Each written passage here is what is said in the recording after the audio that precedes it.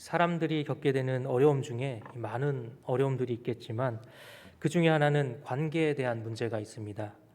아담과 하와도 죄로 말미암아서 하나님과의 관계가 깨어진 것을 우리가 보게 되지요. 그런 면에서 어쩌면 이 창조 이후에 이 관계에 대한 문제는 인간이 겪는 가장 오래된 문제 또 어려움인 것 같습니다. 그런데 요즘 사람들의 관계에 있어서 어려움을 겪을 때 많은 경우에 그 원인은 소통의 부재에 있는 것을 보게 됩니다. 오늘 본문에서도 사울은 하나님과의 소통의 부재를 경험하고 있지요. 이 3절 말씀에 이스라엘의 두 가지 사건이 있었음을 말씀하고 있습니다. 첫째는 사무엘의 죽음이었고 두 번째는 사울이 신접한 자와 박수를 쫓아낸 사건이었습니다. 우리는 이미 25장에서 사무엘이 죽은 것을 보았습니다. 그리고 사무엘이 죽었을 그때에 사울은 신접한 자와 박수를 쫓아냈다라고 말씀해 주고 있습니다. 이 두 사건이 이미 있었던 과거의 사건이라는 것이지요. 과거의 일을 굳이 다시 짚어주는 것은 분명한 이유가 있습니다. 뒤에서 이어지는 내용과 관련이 되어 있기 때문입니다. 어떠한 관련이 있는지 오늘 본문을 통해서 함께 나누어 보도록 하겠습니다. 사울은 지금 어떠한 상황에 있습니까? 10년 가까이 되는 그 오랜 시간 동안 다윗을 쫓아다니고 있습니다. 그러한 다윗이 이스라엘을 떠났다라는 소식은 사울의 마음을 가볍게 하는 것이었죠. 그러나 또 다른 위기가 이 사울에게 임하는 것을 보게 됩니다. 바로 블레셋의 공격이 있었습니다. 블레셋의 군대가 수넴에 진을 쳤다라고 3절에서 말씀하고 있습니다. 수넴은 사울이 있는 수도 이 기브아와 가까운 곳이었습니다.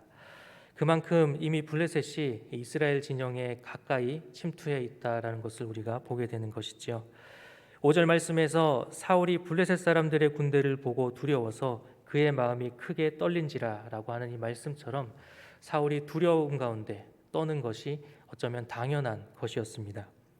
이러한 위기 가운데에 하나님의 뜻을 얻고자 하는 사울을 보게 됩니다. 그러나 하나님께서는 꿈으로도 또 우림으로도 선지자로도 대답하지 않으십니다. 우리가 잘 알고 있듯이 우림은 우림과 둠밈을 말씀하는 것이지요. 정확하게 지금에서는 어떻게 사용을 했는지까지는 우리가 다 알 수는 없지만 성경의 말씀으로 보건대 이 제사장이 입는 에봇 위에 이 흉패에 그 우림과 둠밈을 넣었다가 하나님의 뜻을 알고자 할 때에 이 제비를 뽑는 그러한 도구로 사용했던 것을 보게 됩니다. 그러니까 하나님의 뜻을 구할 때에 사용했다라는 것이지요.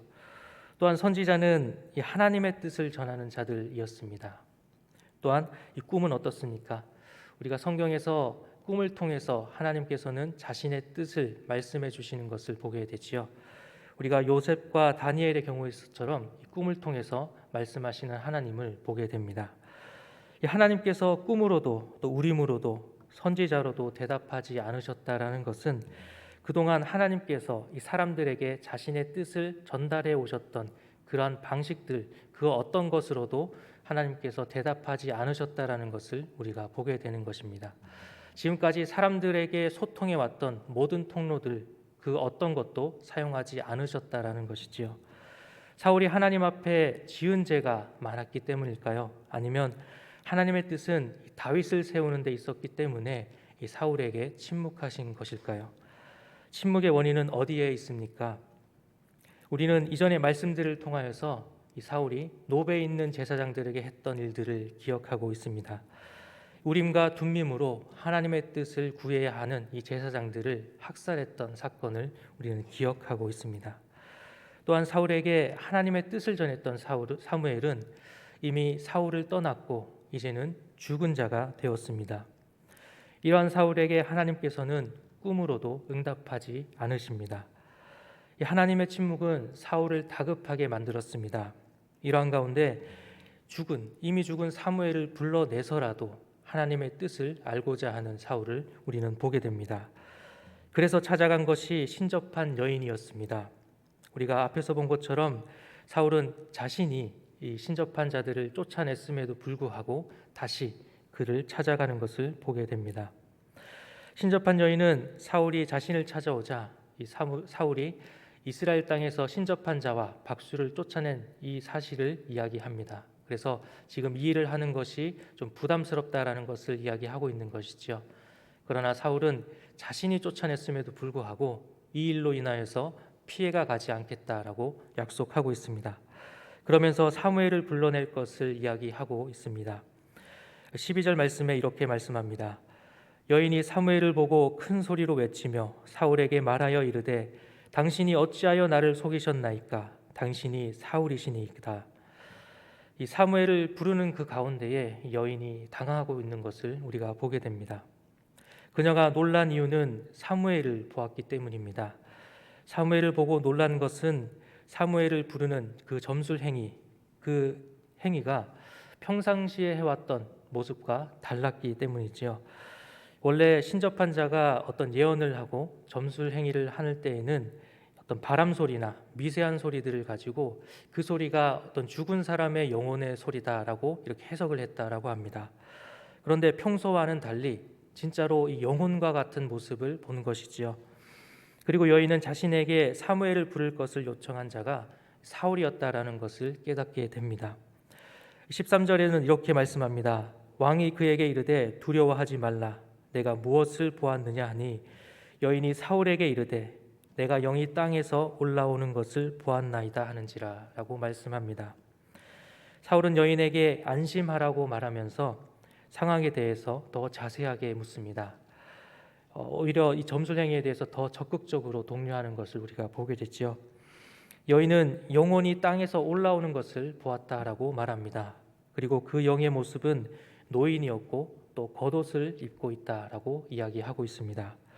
겉옷에 대해서 듣자 사울은 사무엘임을 확신하게 됩니다. 아마도 사무엘이 평소에 이 겉옷을 입는 그런 모습이었던 것 같습니다.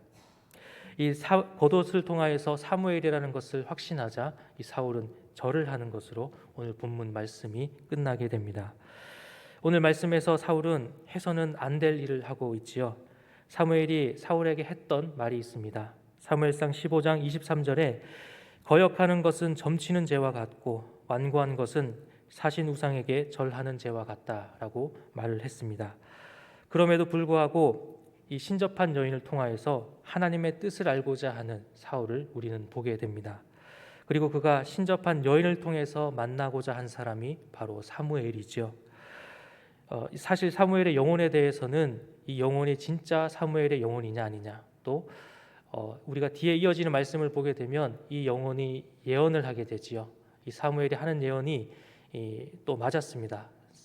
제대로 예언을 했는데, 그래서 이 모습을 통해서 이것이 사탄이 사무엘의 영혼으로 둔갑을 해서 이렇게 나타난 것이다라고 하는 여러 가지 이야기들이 있지만, 그러나 본문에서 보여지는 것만 보면 신접한 자를 쫓아낸 것, 그리고 사무엘이 죽은 것은 이미 지나간 과거의 일이었습니다. 신접한 자에게 예언을 듣는 것은 이 사울이 스스로가 쫓아낸 자를 다시 돌아가는 일이었죠. 다시 그 신접한 여인을 그 여인에게 간 것이었습니다. 그래서 되돌려서는 안 되는 일이었고, 사무엘을 만나고자 하는 것은 되돌릴 수가 없는, 또 해서는 안 되는 일이었습니다. 사울이 해야 할 것은 지금 무엇이었습니까? 바로 현재의 하나님을 만나서 하나님의 뜻을 구하는 일이었습니다. 그러나 그는 제사장들을 학살하였고 또 선지자 사무엘을 잃었습니다. 이러한 사울에게 꿈으로도 하나님께서는 말씀하시지 않으신 것을 보게 됩니다.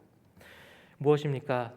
이 사울은 스스로가 하나님과의 소통의 그 통로를 스스로가 차단한 것이지요. 우리는 오늘 이 말씀을 통하여서 자신을 한번 돌아보기를 원합니다. 오늘을 사는 우리에게 하나님과의 소통의 통로는 무엇입니까? 바로 이 말씀과 기도입니다. 말씀 없이 어떻게 하나님의 뜻을 알 수 있겠으며, 또 기도 없이 어떻게 하나님의 지혜와 인도를 경험할 수 있겠습니까? 우리가 말씀과 기도에 힘써야 할 이유가 바로 여기에 있습니다. 하루의 첫 시간부터 주님 앞에 나와 말씀 쓰는 모든 성도님들의 자리는 너무나 귀한 자리인 줄 믿습니다. 우리는 오늘 말씀을 통하여서 말씀과 기도로 또 하나님과의 소통의 통로를 계속해서 굳건히 세워가는 우리 모두가 되기를 소망합니다.